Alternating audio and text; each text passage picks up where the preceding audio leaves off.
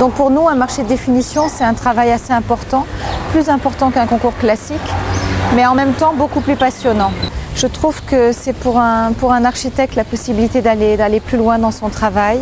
Ça permet au final d'avoir pour un maître d'ouvrage en tout cas, d'avoir une adéquation parfaite entre un programme et un projet, puisque finalement les deux ont été aboutis par la même équipe, par les mêmes personnes. Donc je trouve qu'un projet fait dans le cadre d'un marché de définition peut permettre d'avoir une plus grande symbiose entre une architecture et son fonctionnement, entre un contenant et son contenu programmatique. La force aussi, c'est qu'un marché de définition, en évitant la procédure de concours, permet d'avoir des échanges pendant cette phase importante qui est la réflexion des équipes, des échanges entre le maître d'œuvre et le maître d'ouvrage. Ça évite donc l'anonymat.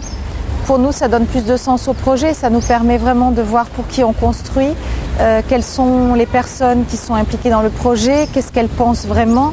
Ça permet de pouvoir discuter avec elles, donc d'avoir des échanges beaucoup plus riches que des échanges finalement par paperasse interposée. Là, la procédure, en ne nous donnant qu'un pré-programme, donc quelque chose de très léger qui synthétise les objectifs, finalement, ça nous a permis de faire notre programmation en même temps et en parallèle que de vérifier sa cohérence avec le lieu. Donc il y a un travail beaucoup plus étroit en fait entre le lieu et ce qu'il peut accueillir. Moi je trouve que c'est une procédure idéale que j'ai beaucoup appréciée. Alors s'il y a des faiblesses, je dirais qu'il n'y en a qu'une seule et en même temps il faut la dépasser à chaque fois. C'est que quelque part la maîtrise d'œuvre qui est choisie, elle est choisie pour le programme et pour le projet. Et en même temps, c'est important que le maître d'ouvrage se réapproprie ce programme.